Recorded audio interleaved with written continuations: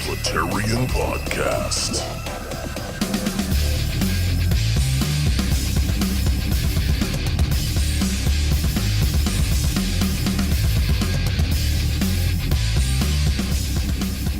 Good morning, good afternoon, and good evening. This is Ronald Johnson, Publitarian, coming at you again with another episode of Publitarian Podcast. We are up to episode number 19 now.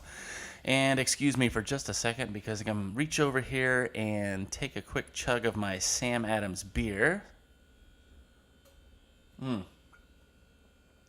that's good. Oh, also, the beer fridge is humming because it's a happy beer fridge because it's filled with Sam Adams beer. And you're asking yourself right now, Ronald, is Sam Adams sponsoring your show now? No, they are not.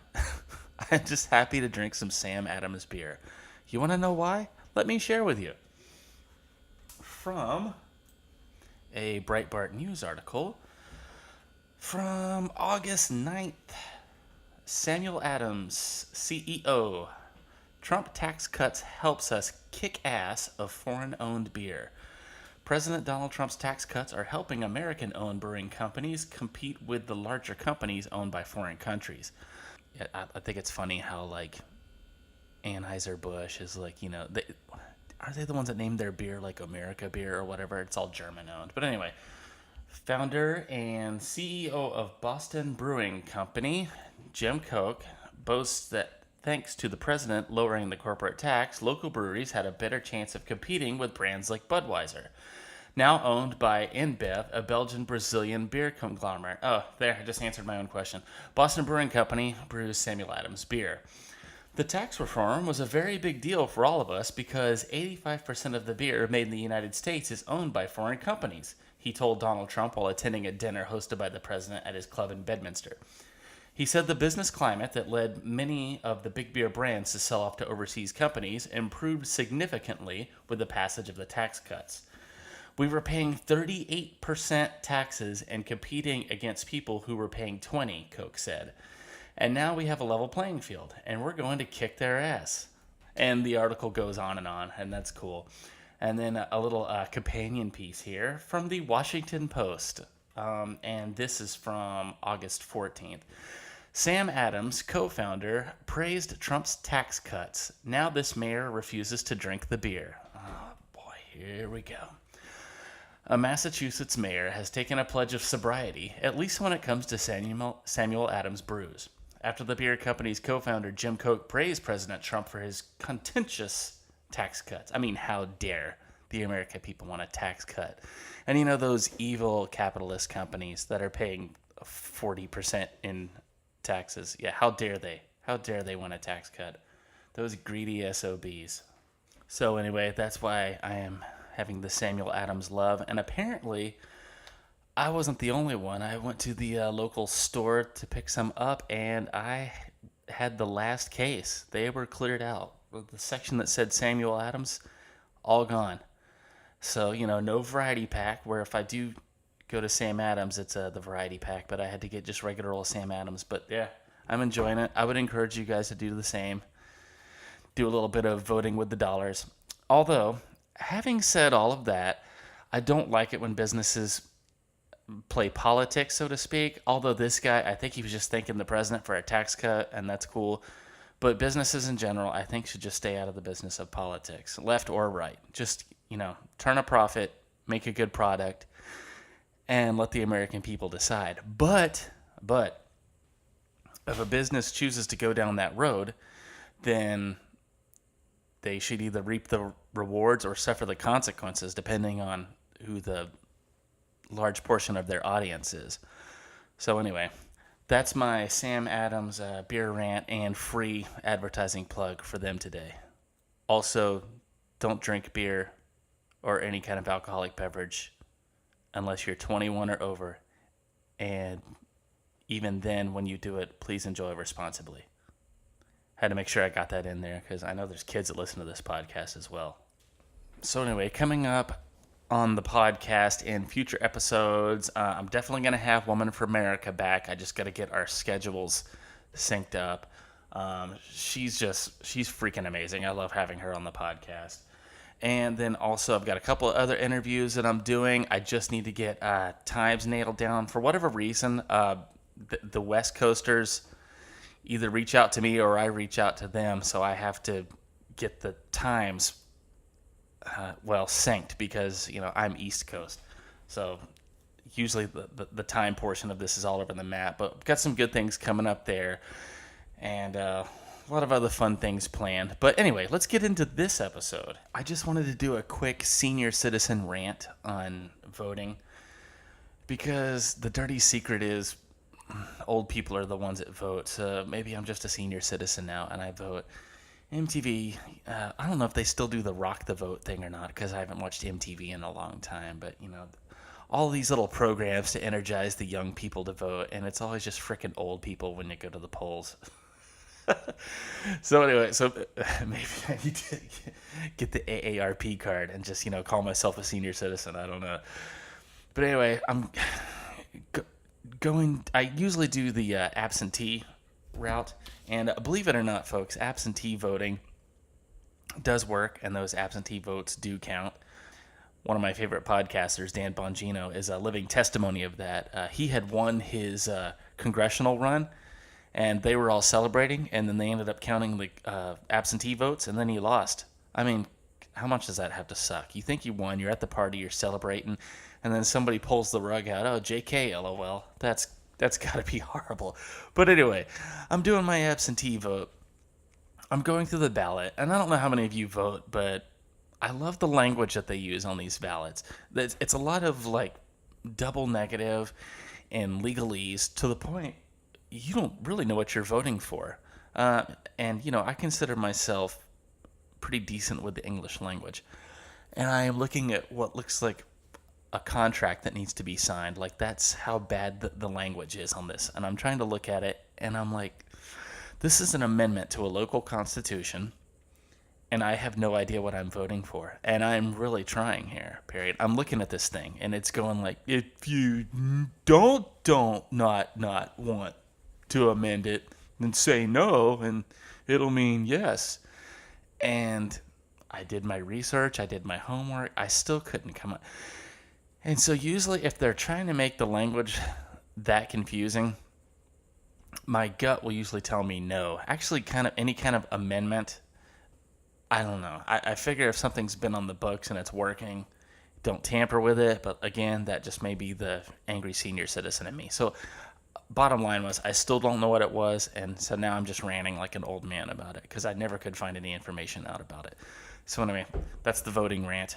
Also, since this podcast is typically for my Instagram followers, we had some Instagram drama over the week. There was this Instagram page called Rightwing ISM. Pretty huge following. A lot of the younger conservatives love this page.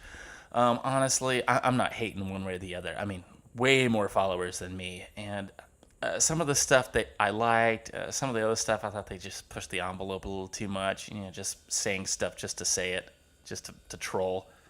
Oh, there goes the happy beer fridge. It's okay, Sam Adams is in there. Plug number 2. Thank you, Sam Adams. Anyway, so there's been a lot of zucking going on in the Instagram community and social media in general. Like I said, my last episode was all about shadow banning and how a lot of conservative voices are being shadow banned. The president, the White House, has officially spoken out against it. And, he's tweeted about it and, told them in a very nice presidential way that they need to get their rears in gear. But we'll see what happens with it. Like I said before in the other one, I'm not going to tread through that whole podcast again. But I do believe in the free market finding a solution and not government. But I don't have an easy answer to it. So anyway, this page, Rightwingism, got zucked, as we call it, or they appeared to be zucked, and the page went down, and a couple others lost theirs as well. And then it turns out one of my other pages that I follow, Jesse Ryan, the guy that does Keep America American, his page went down too. And then I started getting scared. I'm like, man, what is going on here? Well, it turns out Jesse Ryan configured his Instagram page to look like he had been zucked as an object lesson to show how you can show yourself as being zucked, to where when you come back, you get the word out. It organically spreads the word, and people come to follow your page, and you get more followers. And that's basically what he was offhand accusing the Rightwing ISM page of doing. I don't have a dog in that hunt, as the old people say, either way. I did find it interesting, though, that he was able to demonstrate that, though, and show how easy it is to be done. And I know that Rightwingism, the page in question, did get a lot of followers because of that. So, did they do it for that reason, or did they really get zucked? I also saw something where they were trying to protect some, kid that was threatening suicide. Like I said, it was all just a bunch of teenage drama. Hey, nothing wrong with you guys, teenagers. Anybody that listens to the podcast, I'm glad you're here.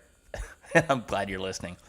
But yeah, teenage drama, man. It stays with you until about maybe 24 or 25, and then the drama starts to go away. So don't feel bad. Just embrace the drama, but know that that's a lot of what it is. So anyway, enough of the Instagram drama. I did have one of the news piece that I think escaped everybody's radar, and it's old now. It's back from February. But it just goes to illustrate, again, liberal hypocrisy and the double standard. Had this person that I'm getting ready to read the news story about, had this person been a conservative or on Donald Trump's team, this thing would probably still be in the news. But I digress. Here's the article. It's from Fox News. It's from February 13th of 2018. Here we go. Ex-Obama advisor pleaded guilty for taking upskirt photos on D.C. Metro. I can't believe this. Oh my gosh. Obama advisor William Mendoza resigned amid a voyeurism scandal. An Obama administration official who resigned in late 2016 pleaded guilty weeks later to a criminal charge in connection with allegations he tried to take photos of women's skirts in the D.C. Metro. William Mendoza, an education department official serving as executive director of the White House Initiative on American Indian and Alaska Native Education, had resigned from the administration after he was arrested and charged with attempted voyeurism in November 2016. The Daily Mail first reported details of the case that week. Let's see. Neither the resignation nor the January 13th, 2017 guilty plea was widely covered in the media at the time. Yet it's still not covered, hadn't been covered. It just happened to come across my radar. And not that we need any more examples of liberal bias or media bias or hypocrisy, but like I said, had this been anybody else, this would be news that would just never go away.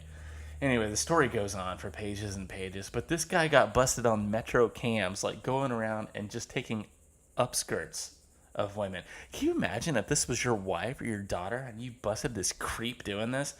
The picture they have him up of him here too. He's just like this really smarmy looking guy. He looks like the type. So anyway, that was the good Mr. Mendoza. Such a disgusting story. And don't you worry, folks. He's in treatment, according to his side of the aisle. So it's all good. It's, no worries there. I'm surprised he didn't spin the story and, try to go after the NRA or something like Harvey Weinstein did. Oh, yeah, I did all these horrible things, but don't you worry. I'm going to get rehab, and then I'm going to attack the NRA. Hey, all is forgiven. Speaking of Harvey Weinstein and all is forgiven, how about Kevin Spacey's new movie grossing $126? I thought it was a typo, and I went and read the story. I'll put it in the show notes because I don't have it here in front of me. Yeah, $126.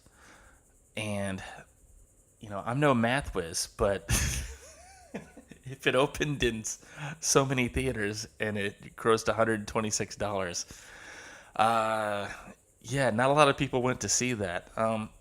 What was even funnier is I think it was called the Billionaire Boys Club or something like that. It's just the title of the movie was really apropos, given what Spacey had admitted to and was accused of. But anyway.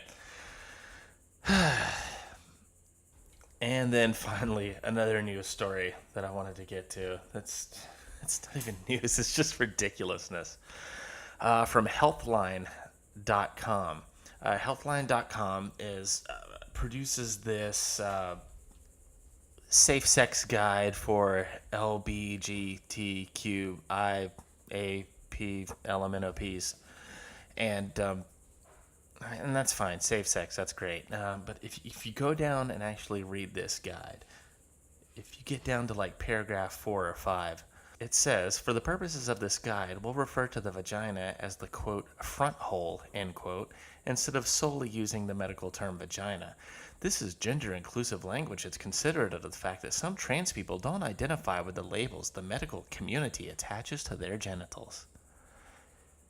And that's all I have to say on that article. I'm just going to give that its own little breath and let it go. You know, there are some front holes that I would like to see shut, and it's liberals' mouths. That hole right in the front. If that would shut down, this would be a better country. Anyway, this show has kind of just turned into a loose hodgepodge where I'm hopping around. It didn't really have anything set to go. I had an interview set up, and it didn't happen. So when you have your own podcast and you don't prepare for contingencies, this is what happens. You get a hodgepodge of news and just random crap. Also, our favorite Democratic Socialist is back in the news.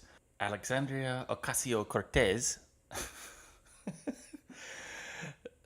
For somebody that doesn't know anything and who is a full-blown Marxist socialist, she just really stays in the news cycle. One, she's kind of a darling of the left, and she just provides a lot of fodder on the right. She's under fire for having a town hall meeting, and she refused to let the media come in because she, quote, wanted a safe space, without any, judgment and anything. Like, why would she be scared of judgment? Is she afraid she's going to say something stupid? Yep, that's exactly what it is. So she was in the news for that. And then there was this Daily Wire piece. And this just happened, yesterday from August 20th, the Daily Wire. Ocasio-Cortez visits former employer. They just went out of business because of policies she supports. Oh, God. Socialist Alexandria Ocasio-Cortez visited a restaurant that she used to work at. Socialist Alexandria Ocasio-Cortez visited a restaurant that she used to work at in New York City on Monday on its final day in business, closing largely because of policies supported by the 28-year-old bartender turned politician.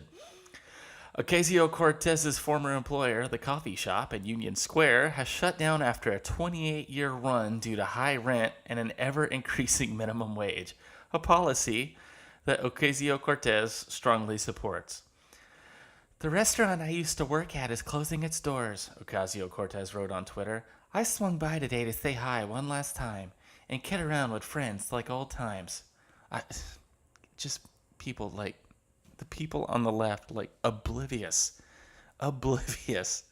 to their policies, their own policies that are like destroying businesses. Anyway, let's see. The restaurant owner said the rents are very high and now the minimum wage is going up and we have a huge number of employees.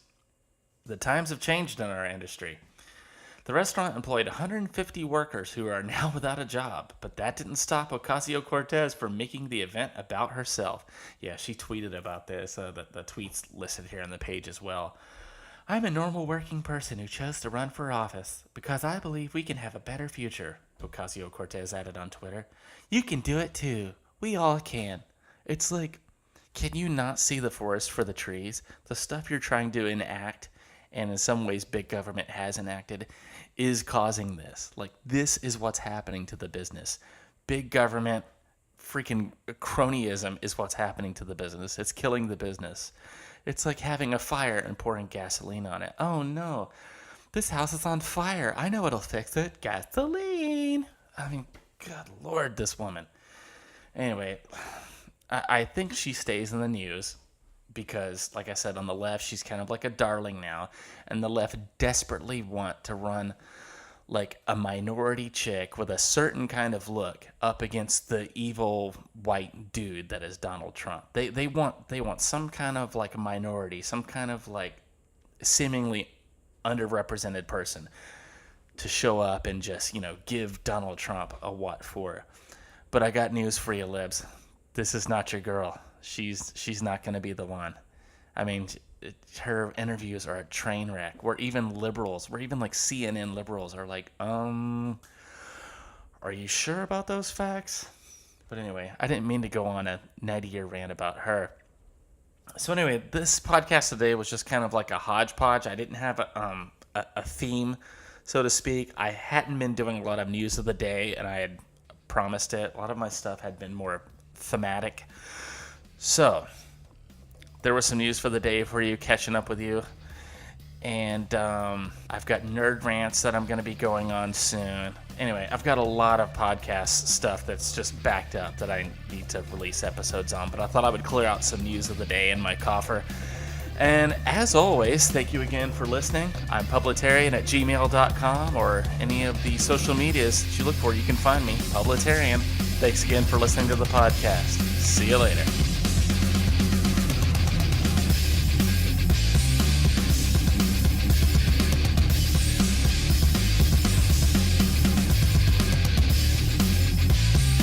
You've been listening to Publitarian Podcast.